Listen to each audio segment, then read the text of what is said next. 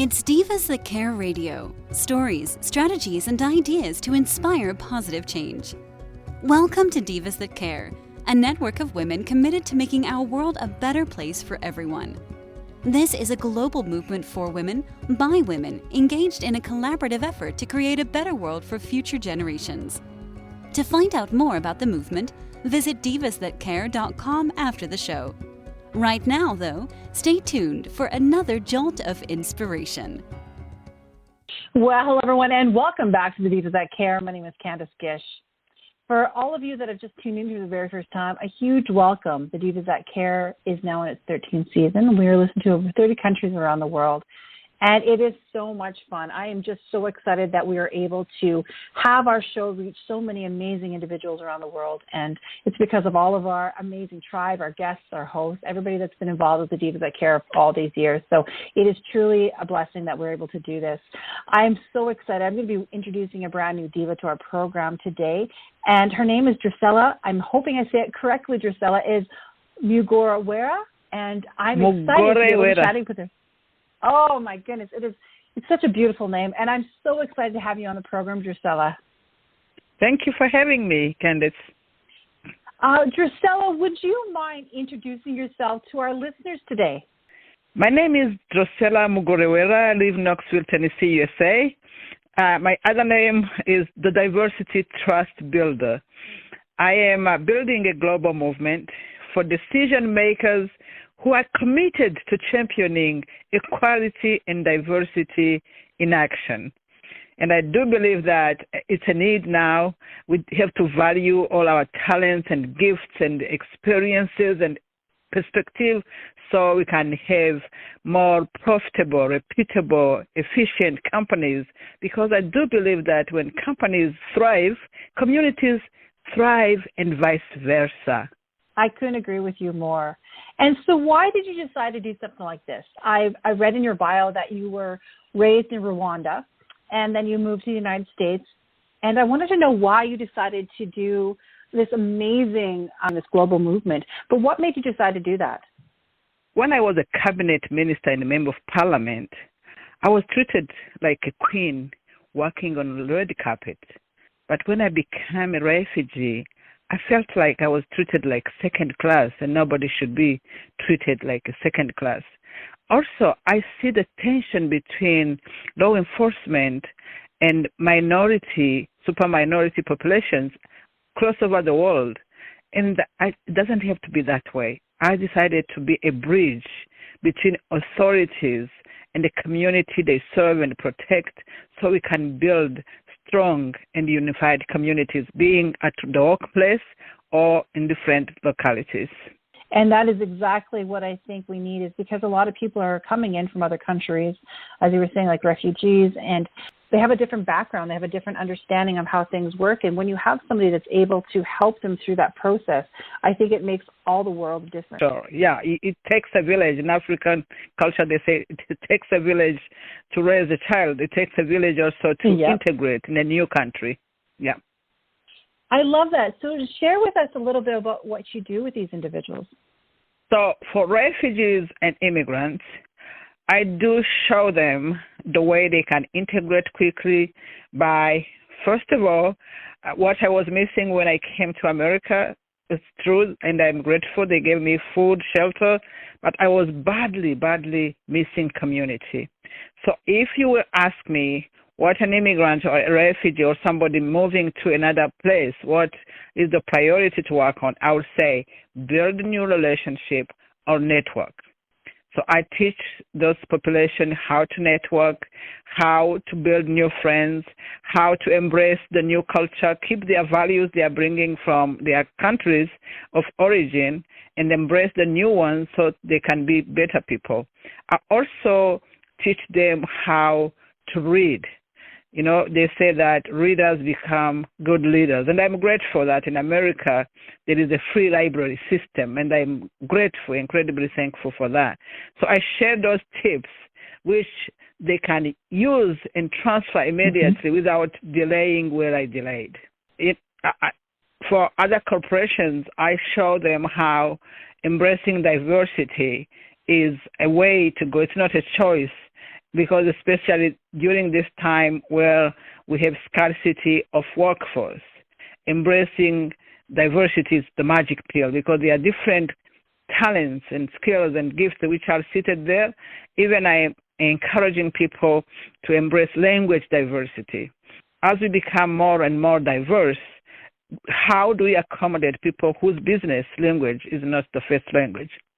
Like if English is your second language or fifth language, you have the skills you can transfer, but how the business leader, HR manager can accommodate by building infrastructure to help those people to learn professional English, but also incentivizing existing staff members to learn another language. Learning another language is always good for even our kids. My grandson is 3-year-old, but now he's learning English, French, Swahili in our native language, Kinyarwanda, and I cannot wait to teach them some words of Russian. Oh, I love that. Yeah. Yes. I think that is a beautiful tip in itself, because I'm a person who loves languages too, and my one daughter really loves learning languages, and she's even gone back to taking lots of Latin and Greek and a lot of foundational stuff so that she can expand in her French and her Spanish and her English and all that too. And sometimes that fear just is on our way. But as they say, there is always a way. When there is a problem, there is always a solution. For people who have fear about embracing diversity, I also show them how to overcome that fear and build strategies that will be compliant with their policies, their values, so on. That is absolutely brilliant. And as a woman yourself that is an amazing entrepreneur, you also do a lot of networking, and that's kind of how we were introduced. Why do you find that that's really important for people in business to be able to network with other people out there? So, as they say it's not about what you know, it's about who you know. Because I know you, and then now you can connect people to the people you know to do the business. So they say that collaboration and networking is like new currency. You cannot avoid, because it's like you expand your network. And I heard also saying that your network is your net worth. So networking is key. That is so true. Networking is key for any sector of business you can be in any nonprofit. I remember when I became a director for the agency that welcomed me 6.5 years ago, the way I built the organization, which was about to close the doors, was just to expand the network of partners and sharing our stories in different settings and building new partners, community partners, new donors. So networking opens door for queens and kings. It does. And you don't just work with people in that area in Tennessee. You work with people all over, don't you? All over the world, yeah. And now in the virtual world, so I can travel, I can speak locally, I can go to an organization no matter where the needs are. And that's what we love. And I love that globalization of everything, because that's what we're all about too at the Divas That Care, is really connecting people all over the world that can support and encourage and work together to make, everybody's lives better. Yes.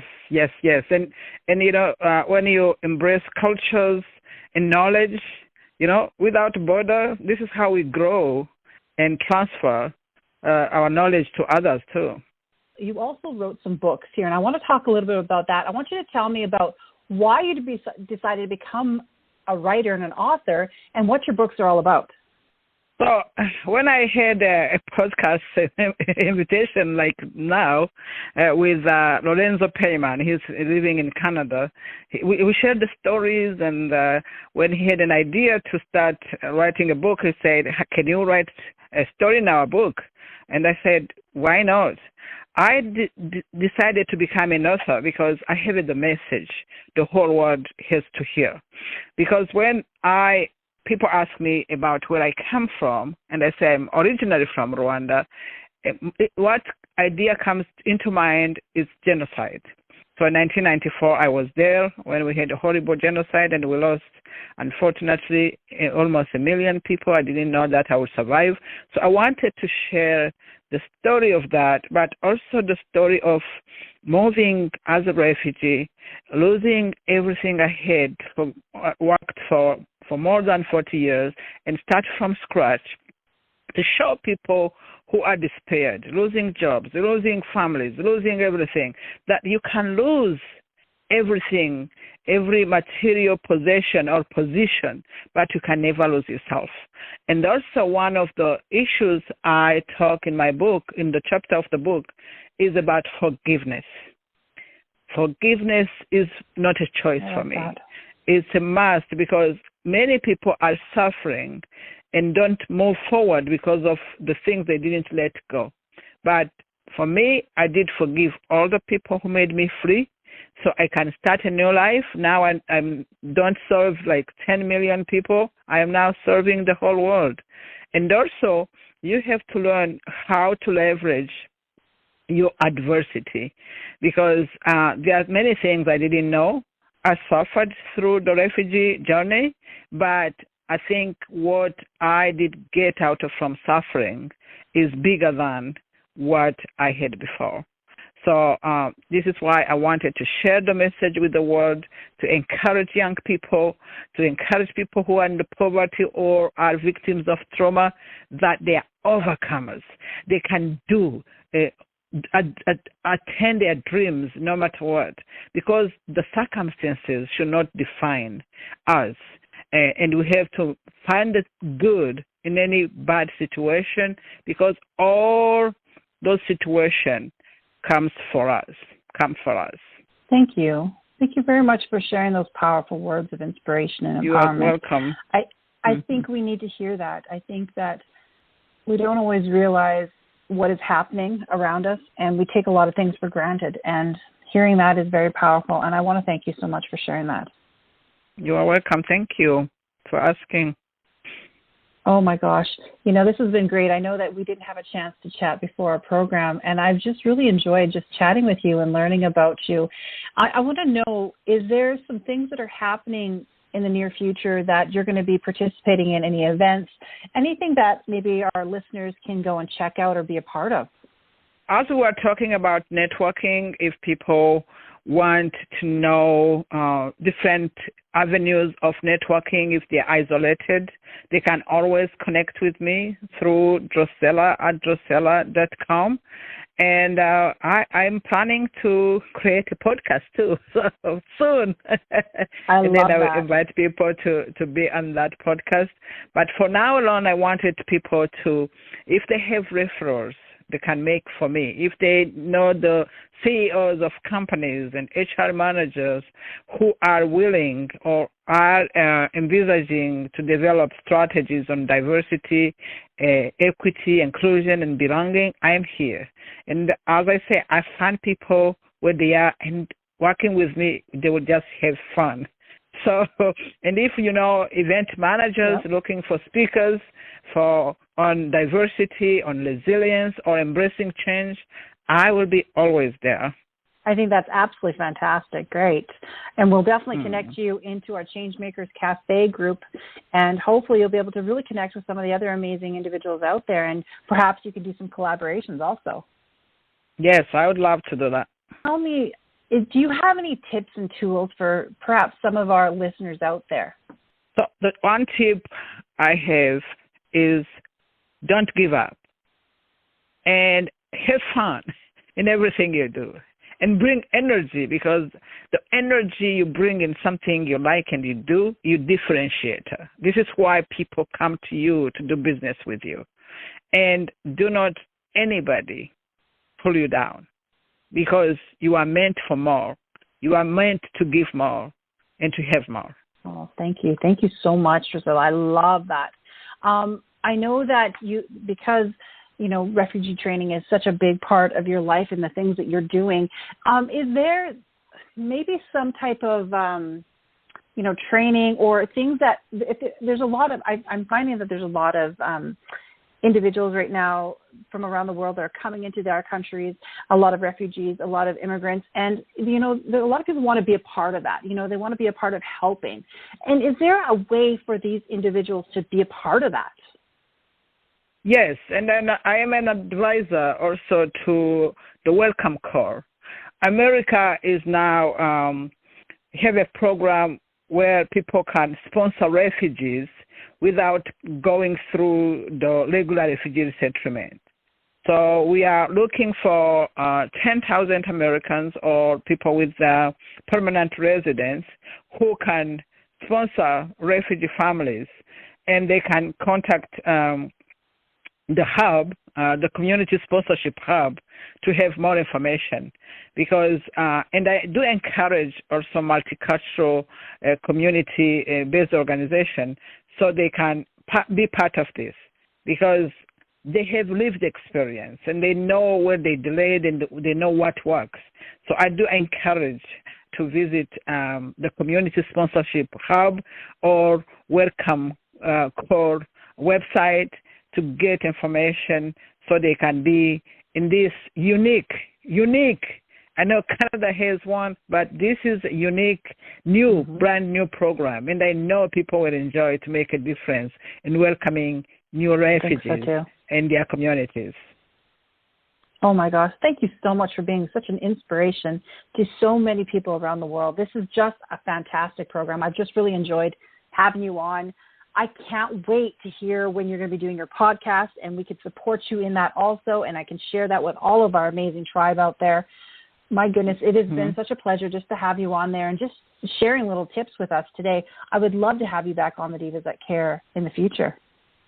Yes, I'd love to come, and thank you for inviting. Thank you for the difference, the transformation, and the impact you are doing during this season, especially where people are not sure, they are uncertain. You hear the word of uncertainty every day. But I know we are overcomers. We'll go through this if we work together. Together we can move mountains. I couldn't agree more. Oh, my gosh. Thank you so much for taking the time to chat with me today. Thank you. Thank you. Everybody, I had so much fun. I'm going to be posting all of her stuff on our social media. I want you to go check out her amazing website. It is absolutely beautiful. I want to thank all of our amazing listeners. You know, we've been doing this now for 13 years, guys. We are listened to in over 30 countries now, and it is because of all of you that are sharing, collaborating, interacting, really being a part of our guests' lives, and we're so thankful to each and every one of you. Again, thank you to my amazing guests today. Thank you to all of our listeners, and I hope that each and every one of you remembers to do something kind today. Until next time, everyone. Thanks for listening. This show was brought to you by Divas That Care. Connect with us on Facebook, on Instagram, and of course on divasthatcare.com, where you can subscribe to our newsletter so you don't miss a thing.